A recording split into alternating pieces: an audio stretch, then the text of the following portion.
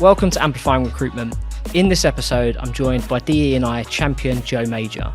Jo shares some insights into the work that she does with recruitment businesses and shows us how diversity and inclusion isn't just the right thing to do, but it's actually the path to a better, higher quality, more profitable recruitment business. Jo, welcome to Amplifying Recruitment. Thanks for having me. Thanks for joining me. Do you want to, I think most people know who you are, but if they don't, could you give us like a 1 minute intro? Yeah, I'm sure there's plenty of people who don't know who I am. 1 minute, right, okay. So I have a background in the recruitment industry, 25 years this September. I was a recruiter for 17 years on desk. I spent most of my time in charity sector, HR space and education, which I absolutely loved. Moved into a learning and development role, kind of 17 years in, just wanted to change, and was a global sales trainer. And that was kind of more of your traditional sales stuff and recruitment. Really enjoyed it. And at the same time, I had my own kind of like experiences within the business that meant there was an opportunity for me to talk about how I felt around how the business was going from a culture perspective, and that led me into this kind of like side hustle of diversity and inclusion. It was like one of those moments in time when you're in the right place at the right time and you identify something that could be done better and you're asked to do it. So that's what I did. So I did training, D&I, and that's kind of what paved the way into what I do now. I'm really interested in that because I heard someone refer to you quite recently as D&I champion, I think they called you. Yeah. Like, how do you tell me a bit more about that journey from like you're a recruiter and then a trainer? Yep. Like to then go into like it's that's a real like niche of a niche of a niche, right? It's a bit of a pivot, isn't it? Yeah. I fully kind of accept how my identity and privilege plays into the statement that I'm about to make, but I didn't fully understand the barriers that some people face when it comes to getting into work, staying employed, promotion, access to fair and equal workplaces, salary, etc. Until I joined an organisation where it became really apparent that your identity, your background and your circumstances played a massive part in the selection process. So I was recruiting into a very different space at the time. And I could see that it wasn't a meritocracy. I always felt that I'd worked in a meritocracy previously. Maybe it's because I'd spent such a long time in education, so it was very much about skills and experience and your ability to manage a classroom rather than your background, how you got to be a teacher, right? But this organisation and the kind of clients that we recruited into made me realise that actually your demographics, who you were as a human being, counted for a lot. It wasn't just about your skills and experience, and that really surprised me. And I acknowledge that comes from a position of privilege. How did I not notice that? Maybe because those barriers weren't apparent to me. You know, I not knowingly faced any barriers into work up to that date. But at the same time, I joined a business where perhaps I couldn't see myself as much. Very, very different culture. There was a real history of hiring from decent universities, high academics, lots of academically bright people, lots of people who'd achieved loads within sports, lots of people who spoke really well. And that was a recruitment strategy for them. They were moving more away from that, but that is the first time I think as a recruiter that I ever felt different. And I'm not going down the kind of woe is me kind of route, but I became really conscious of my lack of academics. I became really conscious of my accent. I became really conscious of my class and social status and who I was as a human. And I felt that in some circumstances, I had to work twice as hard to be heard and to be seen and to be acknowledged and taken seriously. And that was a really eye-opening time for me. So that's where it became, you know, having a conversation, being really honest about how I was navigating the business. And that was when I was given the opportunity to get more involved in this evolving culture and change piece that the business was going on. And also as a recruiter,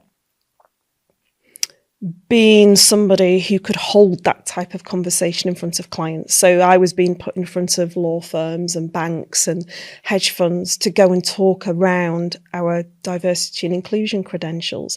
At the time, it wasn't as sophisticated as what I train now. It was pretty basic stuff, to be honest. There's no way we were talking about bespoke retained solutions for ED&I or talent attraction strategies that were all encompassing. You know, it was more along the lines of things like, you know, gendered language checkers and using salaries on adverts and events and awareness more than anything. But the two kind of crossed over quite nicely because I soon discovered that ED&I and recruitment were totally interconnected. And it was really interesting in terms of like how I was training and what I was training and seeing how that could be done through an ED&I lens. I didn't take that into that particular training role. It wasn't until I set my own business that purely focused on that. Does that make sense? Yeah, it makes loads of sense. Yeah. So what is it you do now? Like if a recruitment business engages with you, what can they expect? What can they expect? A lot of change. And I say that jokingly, but I really do mean it. I don't go into... Can I just ask there? So when you say a lot of change, is that a lot of change is that mindset? Is that a change in behaviours? Is it a change in process? It's process, it's behaviours, it's mindset, it's ethics, it's a different... Some people may argue it's maybe, you know, a bit of a throwback to how we did recruitment 25 years ago, right? But for today's recruiter, the stuff that I train on is very much back to basics. It's, you know, it's not a lot of the transactional stuff that we do sometimes see today across the industry. So I always prepare my recruiters, you know, the recruitment business that I'm going in to train. I want to know that they're ready for it. First of all, it's about discovering what the trigger points were to bring me in, and it's usually commercial, which is fine. I'm a very, very commercial trainer and a commercial recruiter. I understand that some of us are here to change people's lives. Some of us are here to change our own lives with financial reward, right? Yeah. It doesn't matter how you get to the conversation with me, as long as you have it, right? So we make sure that it's usually triggered, as I said, by clients continually asking them about their capability and credentials. When it comes to ED&I, I'm seeing a real shift in accepting kind of the more superficial stuff to wanting real evidence, where requests for information are, 60, 70% focused on how recruitment and TA is actually done versus, the old style where you just add one question to just add a pager, a one-pager on why you're passionate about ED&I. So I've got to figure out, what are they doing it for? Are they doing it for the commercials? Are they doing it because they want to become maybe B Corp type business, or they're more led on the kind of the ethical route? And that really does happen. Yeah. A lot of the time it comes from the top. In the past, it's been triggered by maybe a chief exec or director's lived experience, or the lived experience of their kids, and they've all of a sudden realised they'd never get a job in their own business if they were to apply for a position in their company in 2025.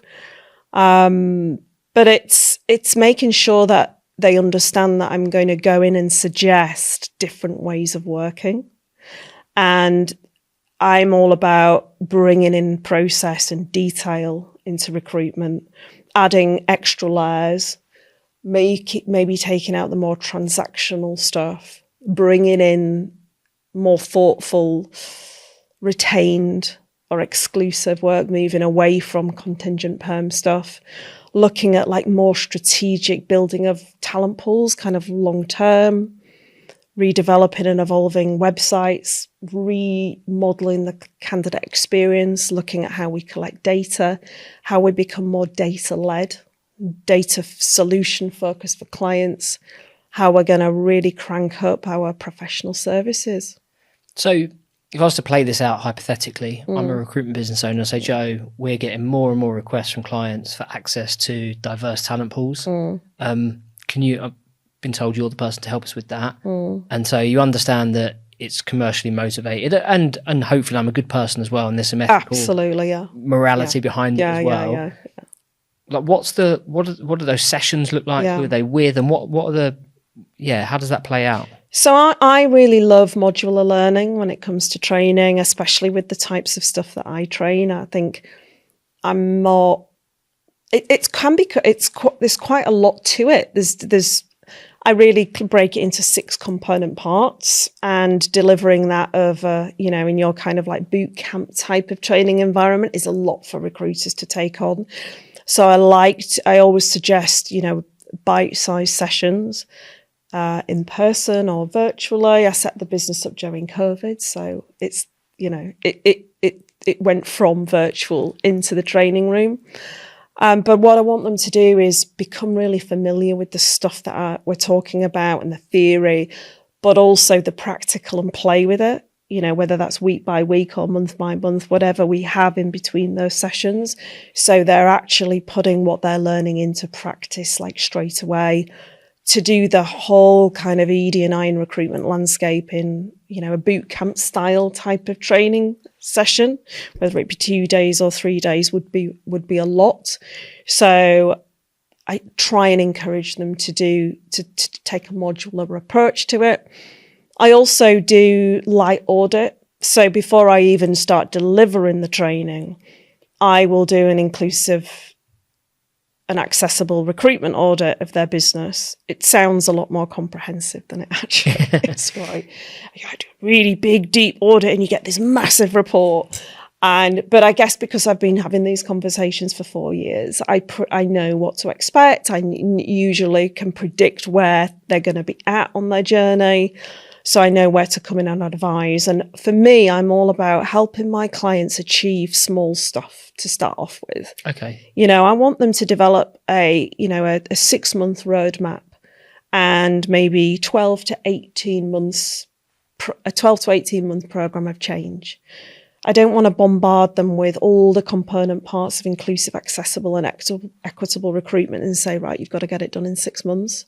Because I think whenever you're asking recruiters to change the way or evolve the way that they work, they've got to be able to see how it benefits them. Yeah. And they've got to be able to, if you overwhelm people with a big chunky audit and 156 points of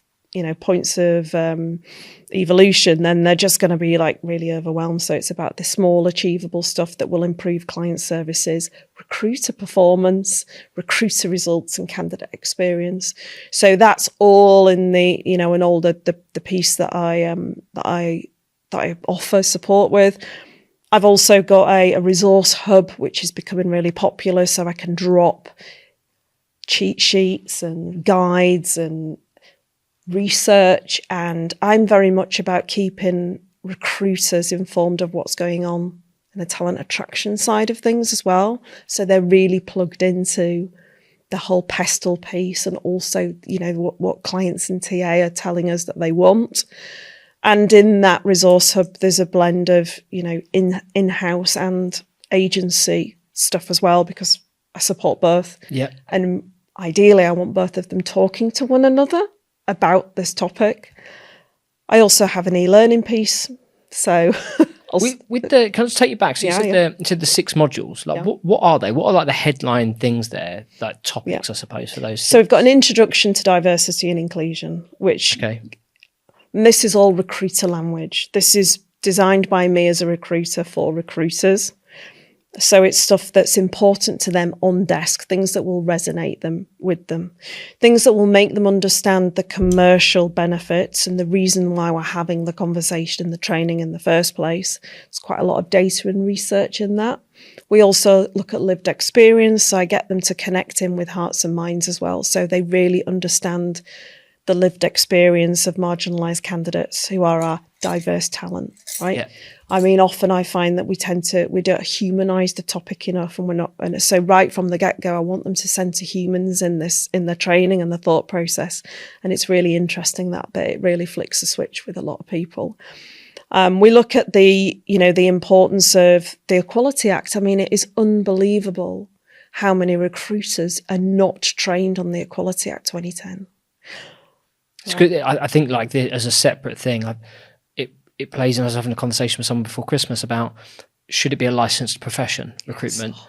But we've got 250,000 people running around calling themselves recruitment consultants, I agree. and they don't know the law. They don't know the law, yeah. And I'm not saying it should be licensed or shouldn't be licensed, but I think there's certainly some points of it where you go, there's got to be some sort of test of people's. I agree with you 100%. There should be a baseline. I mean, back in the day when I was trained with Adecco, and it wasn't the Equality Act 2010 in the year 2000. It was multiple different laws. But we went to Birmingham, and that was it built into your DNA. It was a non-negotiable, and it was a sackable offence. Yeah. Right. So we cover that stuff, but covering the relevant things for them to really understand the risks and responsibilities. We tie in e-learning with that as well, because it's perfect for an e-learning module. We talk about positive action and positive discrimination, all the really important stuff that they need to put at the bottom of the learning pyramid. That's their foundations. We cover bias and preference, and I help recruiters to understand how we form bias and preference around other human beings. We've got to understand the psychology behind this stuff, I think. And it's also one of the biggest parts of my learning journey was understanding how I developed these really, really sharp decision-making skills. Within seconds, I could decide whether or not somebody was right for a role. Right? So I used to sell myself. Not anymore. So we look at, bias, but we don't just do this is bias and this is why we've got it and it's just a human condition. We actually unpick it, and we look at, for our particular markets, on our particular desks, what are the commonalities, but also how much is it costing us? So I get them to write up the value of the fee every time they lose a fee based on the feedback that they weren't the right fit. And we do quick calculations, and we soon work out that that's the difference between smashing it and making commission and getting our targets and not. So again, it's making sure that we apply everything to the success of a recruiter on desk. We look at the nuts and bolts of inclusive recruitment. What do those different component parts look like from taking a job brief? It's amazing how many recruiters have never been, they don't follow any kind of performer. They've not got kind of they just ask a few questions. They don't see the importance of the job description in terms of showcasing their skills and ability as a really intelligent, skilled recruiter. They don't see the value in strengthening that relationship between recruiter and hiring manager or TA, and it being an opportunity for us to demonstrate our ability and our skills and the way our minds work and inquisitive questions. We just need the nuts and the bolts so we can just get the job out there and get the CVs over. So we talk about that kind of stuff and how it helps us to develop our recruitment marketing campaign. We look at everything from advising clients on job descriptions, creating competency-based interview frameworks. Some clients go deep with that, others are more superficial, but we just look at where we're at and how we can enhance. We look at things like scoring systems. We look at how we can advise clients with inclusive job descriptions, how we can improve the types of questions that we ask our candidates. And it's all around steering us away from bias, and being really laser focused on skills-based hiring, which I feel is, for those with more experience in recruitment, skills-based hiring is something that is like the bedrock of how we recruit. But for recruiters I'm seeing, they've never had any training on skills-based hiring. They don't understand the basics when it comes to competency and weighting and scoring and all of that stuff, which is like, I would argue that's kind of what we get paid to do, perhaps. Yes.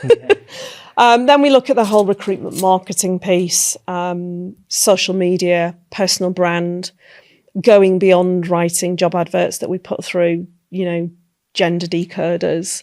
How do we actually fall back in love with recruitment marketing? How do we elevate our own personal brand and our own allyship in the stuff that we write? How can we actually how can we create job adverts that are designed to be talking to that underrepresented community rather than just paying a fortune to go on a specialist job board? We can actually talk to the community that's missing through the stuff that we write. And then that moves us straight through to the client side. So it depends where the client's at. But we look at building out retained propositions. We might look at business development. How do we use our expertise and the stuff that we offer to differentiate ourselves in our market? So we're looking at competitive advantage. We are looking at developing client services. That's really popular at the moment. It's like developing that suite of client services. Sometimes it's just the basics. How can you adapt this session to increase our confidence when it comes to having conversations with clients around D&I, whether that be us being proactive and taking the lead in those conversations, or whether that being how do we actually manage the questions that clients ask. So I want to make sure that by the end of that program, they've got all the background information they need to have tangible products and services to be able to take into those client conversations, to be able to talk about in their pitches, to be able to include in their retained proposals, to be able to put out on social, to really show their absolute expertise in inclusive, accessible and equitable recruitment and just brilliant recruitment, because the two are not separate. Yeah, that's and I found that really interesting as you were speaking there. Some of the things that you're talking about, I'm like, oh yeah, we talk about that all the time in our training. Yeah, we talk about that all the time in our training. Yep. I suppose you're doing it with a slightly different lens, maybe, or maybe it's just the whole thing just overlaps incredibly, right? Yeah. Like you said, this is if we're coming into this, as you said, some businesses are from a commercial standpoint. I want better performance from my recruiters. And this is what's going to get us there. Or this is one of the ingredients that's going to get us there. Then obviously it's highly important. What are some of the practical things that people can do then to engage marginalised talent pools, like these millions of people? Millions. I'm glad you've said that. That because we're not talking about a small community over here, right? Yeah, we're talking about, roughly speaking, 50% of the working population. Which is insane that you would consciously or unconsciously dismiss those people. But if I've got, because I'm hearing it all the time where recruiters have got their clients saying we need to engage these types of talent pools. As a recruiter, if I'm sat on my desk, how do I do some of that? What's some of the practical stuff that I can? It's a really good question. I think first things first, we're really understand what you can do from a legal perspective, because the lines are very, very blurred. I was just having a conversation with one of my clients this morning who is consistently being asked to meet quotas when it comes to gender representation on shortlists, which goes against the Equality Act and is against the law. So I think first things first is just we need to be in a position of authority on this so we can guide our clients. So when they're asking us for specific groups, the conversation is more how can you help us through your expert talent attraction strategy and recruitment strategy to build out our overall talent pools with more representation and diversity rather than 50-50 split male-female on a shortlist. So I think that can be incredibly useful. This is one of the first things that I would equip a recruiter to be able to do in the first point of contact, first training session, and to be able to do that in a really supportive advisory way, not going, client, you're breaking the law. I can't do that. Just saying to them, look, I want the best for you. My role is to minimize your risk. I'm here to support you with best practice. I've been learning about in my training. Did you know that this is going to be a far better result for both of us further down the line, rather than me putting you at risk by meeting quotas? So first things first, sorry. No, that's right. The legal bit's really important. The legal bit's really important. And also it's an example of how we can consult properly. And I don't see enough of this going on. I don't know whether it's a lack of information or just a fear of, are we so desperate for work that we're accepting people asking us to break the law? I can't really. What do you think? Oh, I don't get asked questions often on here. Oh, sorry. No, I think you're right. I think I mentioned there 250,000 people call themselves a recruitment consultant. I think most of them are doing the recruitment bit and not doing the consultant bit, which is to give expert advice professionally, is what a consultant, the dictionary tells us a consultant is. I don't think many people do that, or far less than the number that have it in their job title. And I do think some of it is we're in a bit of a trickier, tougher market at the moment, that where if I don't know the law to the point where that's illegal, if someone says to me, go and steal something, take something from that shop and don't pay for it, I go, oh, I know I need to make some money, but I'm not doing that because that's illegal. We don't have to, because as you put it, there's a blurred line, isn't there? Yeah. I don't know what the law is anyway. So what, half men, half women? Yeah, no problem. I'll do that. Yeah. Because I don't know. And at the same time, I'm probably desperate for a bit of work or some jobs, or maybe desperate's the wrong word, but in need. So I think it could be a combination of all of that stuff, lack of knowledge and a want to earn some money. So this stuff starts from the top, really, doesn't it? Yeah. You know, making sure that the business is implementing the right behaviours and ethics. I mean, how many of us as recruiters, the first thing it says on our website is that you can trust us. We're ethical. We care. Yeah. You know, and this stuff. If that's part of your values, you know, you can definitely connect adhering to the law to any value that you have on a wall, right? And also, I do believe that this type of behaviour from clients is causing D&I fatigue amongst the recruitment industry. I can't imagine how it must feel when you're a male recruiter, like a white male recruiter, being told that you potentially can't put anybody forward who may share the same identity markers as you. And I think when, you know, I talk to people who are perhaps frustrated with ED&I, because that's really important for me, because I live in an echo chamber. I've got to make sure I break that and I listen to people's perspective who don't think like me. And they are genuinely worried about their future opportunities and how what they see as a zero-sum game could potentially impact them. So I think this is, you know, for our recruiters' well-being, and to also make sure that they're in the right headspace and they've got the right attitude and they're supportive and they're not, you know, behind the scenes pushing back on your ED&I commitments, that they understand that actually ED&I is not about hiring people because of the marginalised identity. It's about widening the gate and making sure we build out our talent pools whilst not lowering expectations as to who gets the job, right? We're not compromising on skills. Yeah.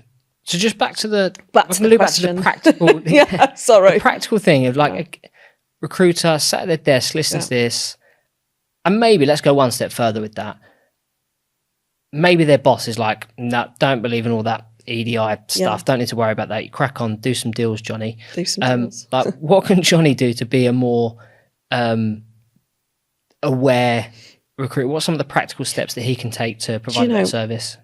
Johnny's probably got to get on the phone. Johnny's probably got to engage with some clients and do some business development, and is probably struggling for something that's different in terms of a conversation starter. So the first thing I always say to people is communicate with people within your clients, right? Choose whether it be lapsed, whether it be, you know, your top 20, your targets. Go out there and speak to them around what they're doing around ED&I and ask them if they're connecting their ED&I strategy into hiring, and what does that look like for them over the next 3 or 4 years.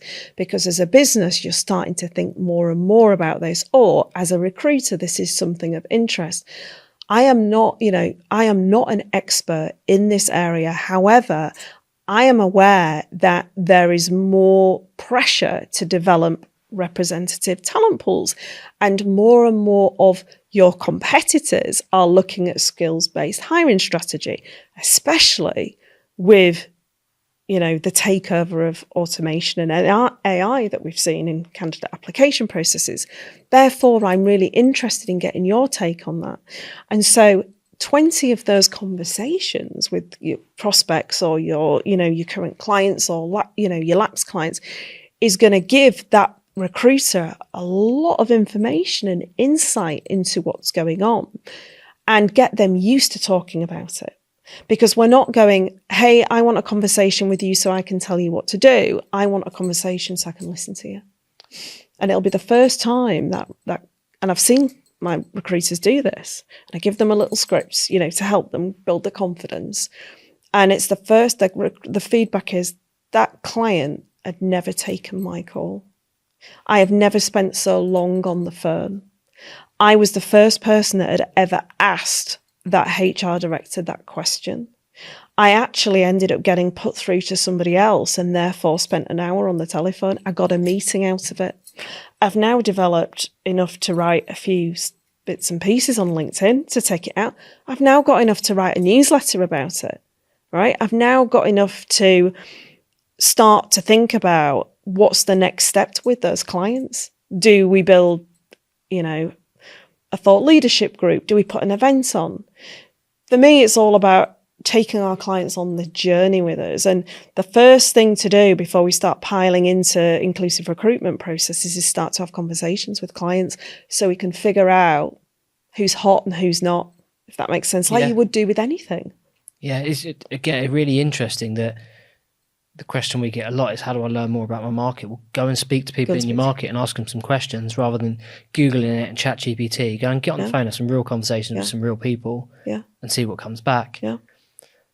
What about the next bit then of the educating the client piece? How does that, like, what's the practical steps? So what practical tips maybe you could leave someone with now around? I mean, so there's some things that you could do that are real. I mean, I am really into tech, AI, automation, tech, ChatGPT, used properly, with really decent prompts.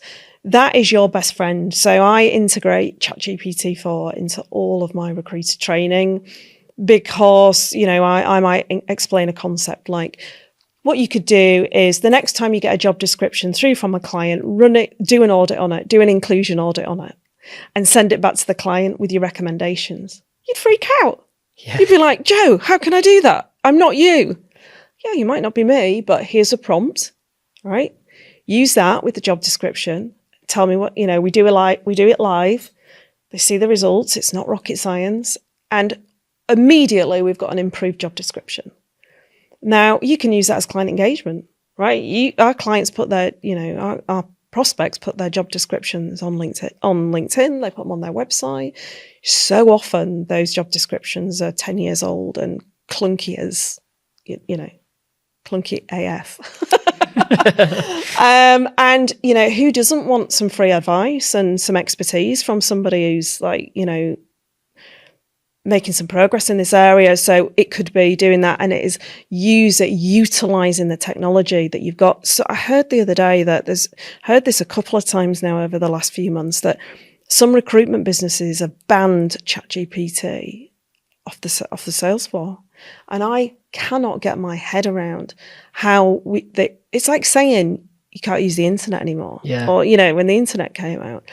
And actually, if used properly, it's absolutely brilliant, because a lot of these tech companies, they've got, this is just ChatGPT for coding embedded, right? You don't have to pay it's always $5,000, isn't it? $5,000 for a license. For $5,000. You can just, with the right prompts and knowing what to look for, but you can learn. You can learn what to look for. You read your results that it gives you. And you can, that is something that's super, super easy. It will, even things like, using ChatGPT-4, feeding in your job brief. If you're using technology like Otter AI, and you're using it to record your job briefing conversations, you've got to use ChatGPT-4 to structure your job brief conversations, or you can do.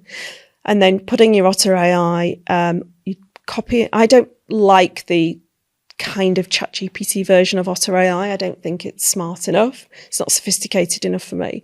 So what I like to do is I like to copy the transcript, obviously with everybody's permission, full transparency, and then create some really intelligent prompts and get it to do a review of that job briefing call, and for that to be able to build me, a marketing campaign from it. How, based on what we discussed, what you can use it for the basis of your job advert, your job briefing document, whatever you're creating, all your marketing collateral, but you could also use it as an advisory piece for your client.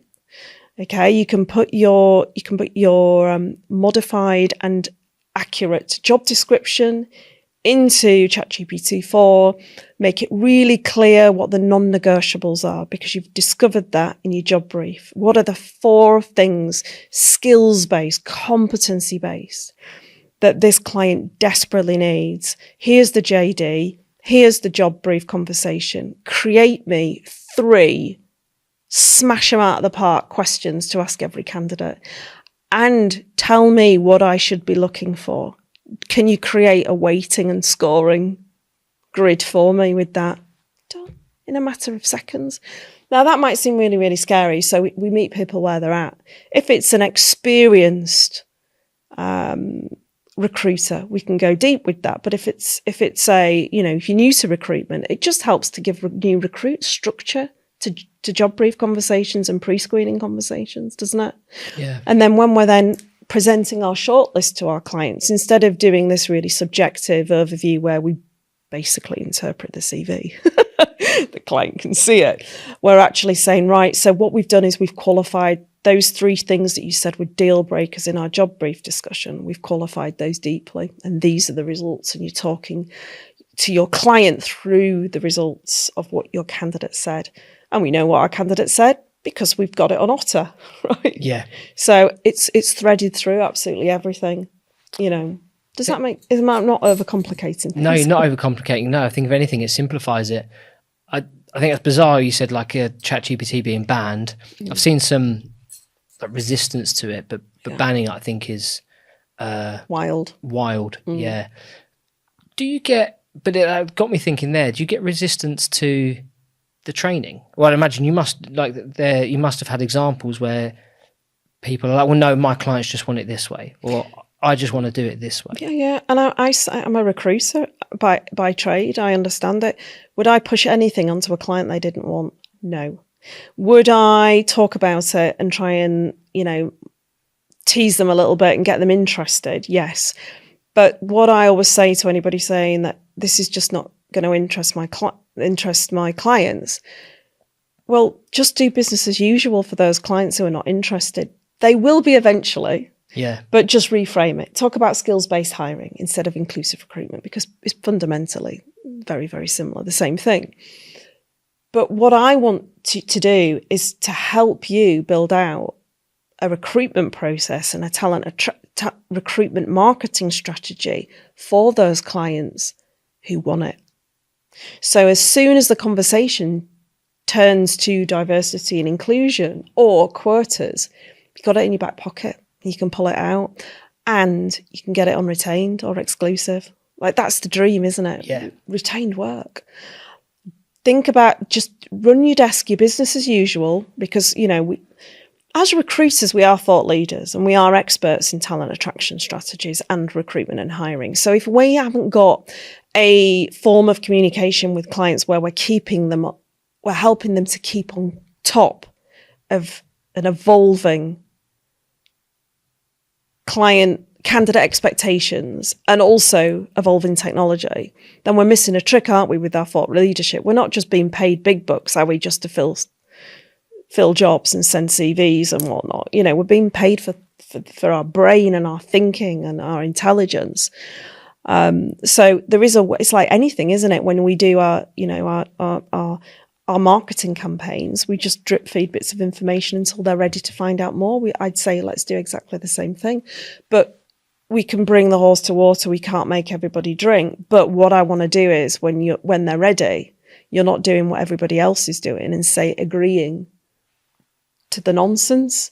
You're actually pulling out an inclusive recruitment strategy for your client, and nobody's doing that. So you've got more chance of increasing your fees and being able to say to your client, we can't guarantee diversity, because realistically, if we do, it's taking us down a positive discrimination route. But what we can do is we can do something that nobody's said so far. We can guarantee you an inclusive, accessible and equitable recruitment process.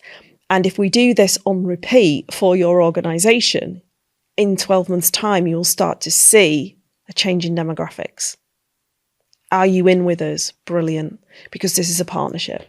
I think just that sentence that you said there is like, it's mad. That's gold dust.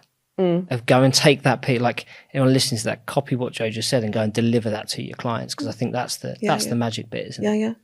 But then it allows us flexibility, because what I suggest and what I talk about takes time. That's why it suits retained or exclusive.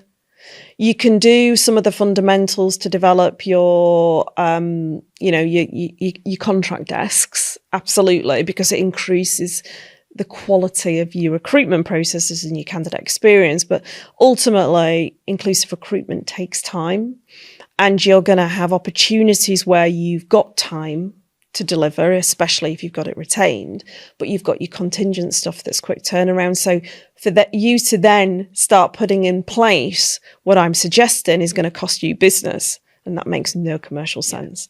And I don't want anyone turning around to me and saying, your suggestions have lost me business.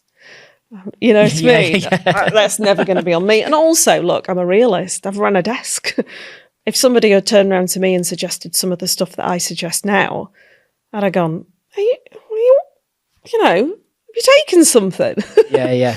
So it's just, it's all just about, I just want to develop recruiters' confidence so they can try and play around with it and test it out and just get back the love of recruitment and the art of recruitment, because it is an art and it's a skill. And I think somewhere along the line, we may have lost a bit of that. Yeah, I agree. What are some of the mistakes you see?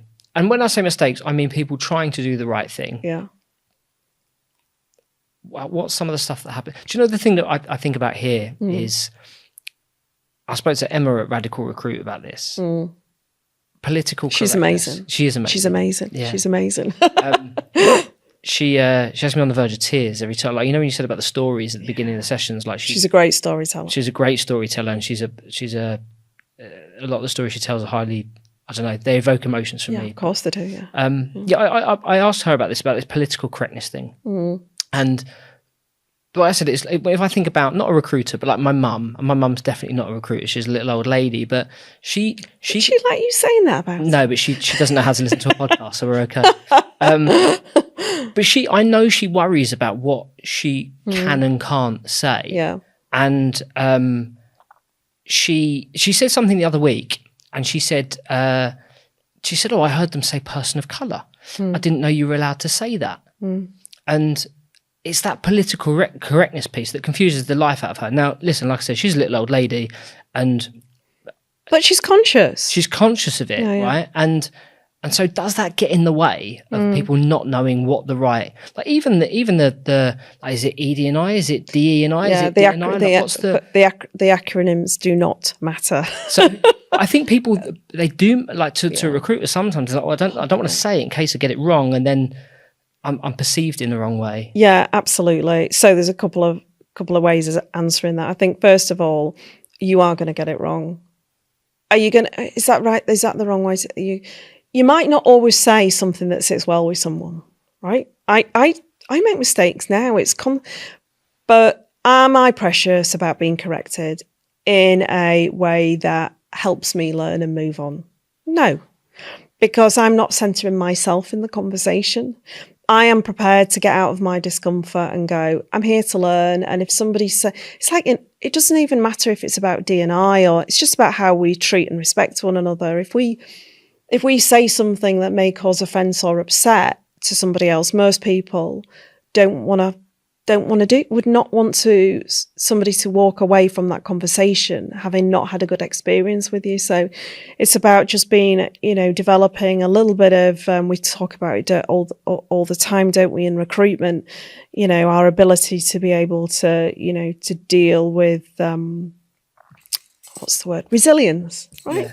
So we need to put on our big resilience boots, right? And we need to go, We are sometimes going to get it wrong, and most people will not call us out. Most people will call us in. And we need to just take that on the chin. Because I've put stuff in my posts, even like, I used the word blind CVs, right, a couple of years ago. And somebody from the sight loss community said to me, I don't like your terminology. I'm really surprised you're using the word blind CVs instead of anonymising.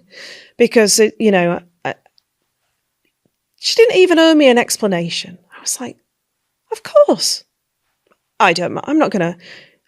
And I've used anonymous CVs ever since. Yeah. Ever since. No pain for me, absolutely not.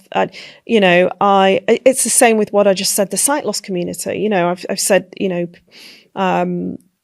people with sight challenges or blind people. And, I had the privilege of working for the guide dogs, training their TA team last year, and they were like, sight loss community, and I was like, great, that's what I will use. And there's no offence taken. It's just every day is a school day. It's about the evolution of language is of interest to me. And sometimes it's not right for everybody. If you were from the sight loss community, you might not want me to refer to you as somebody from the sight loss community. You might want me to refer to you as a blind person, right? Yeah. So what's right for some people isn't right for others. It's about, in that moment, being interested in how that person feels about what you just said. And also, as somebody in ED&I, the first thing I always say is I create that psychological safety. And I ask people for the permission. I say, if you use some terminology that I think that maybe I know is a little bit more further down the line or a bit more enhanced, or there's an alternative way, are you comfortable with me not making a big deal out of it, but I'll just say the word, but in a different way? Is everyone happy with that? Like, they've given me permission, and I'll just do it seamlessly. They'll just be like, I saw what you did then. Yeah. They'll say the word, and they'll have asked me a question, and I'll just say it back with the word that is more accepted and more progressive. But you've always got to say, if I use terminology, like, for example, if I use people of colour, and there is somebody who's like, I don't like that, Joe, just refer to me as a black woman, right? I don't want to be, and it's, I'm not going to go, well, actually, I've been told that this is the right way. I'm just listening to you, and I'm going to do whatever you've asked me to do, and it's just move on. So I do think there is a level of we need to just get over ourselves a little bit, out of our own way, and it's like anything new. I'm going to say things, move on. That makes sense. It makes a lot of sense. I think that finally what you just said there of getting out of our own way, I think is really bloody important. Yeah. It can make a real difference. Mm. Where does the role of leadership come into this? And I mean leadership from the perspective of the person that owns or manages a recruitment business. I'd argue that this starts with, and I think you said it earlier, it starts with them. How does that, what's their role in all of this? What can they do? Or what should they do? It's a really, really important question. I'm glad you've asked it. And it's something that it's one of the first questions that I ask if I'm not speaking to somebody if I'm not speaking to the chief exec or senior leadership team, I want to understand the decision-making process that's gone before the conversation with me, because I've wasted a lot of energy trying to support HR to justify the project. Yeah. And if they come to me asking for my help to justify the project, the business is not there yet, right? That's their role to do that. And I've spent a lot of hours trying to steer that. And I want I want the leadership team to be ready, because if then there's nothing, as I'm sure that you found as a trainer, there's nothing more exhausting and frustrating than going in and delivering your absolute magic and winning people over and getting people excited about a different way of working. And then it's unpicked by the leadership team because you were brought in at this level instead of that level. And I think a lot of what both you and I do, it's about, like I've mentioned before, it's a change in behaviour. It's a change in how we move around our business. It might be a change in the behavioural norms of our organisation and processes and budget, right? unfortunately, we know how hierarchical recruitment businesses can be. And if you've not got the buy-in of the leader, who always, I feel, sets the tone, they can unpick stuff, or they can build it, can't they? Yep. In an email or a presentation. And if you've not got, buy-in from your CFOs, it's going to be really, really difficult. I don't think that you can. I do support HR with the case of support, but I've learned the hard way, putting a lot of time and energy into that, and it's still a no. And I don't see the biggest changes that I see are where my business partner is a chief exec. All right, I look back. They're my clients who are going out there and winning award season. And I'm looking and I can see the chief exec accepting the award.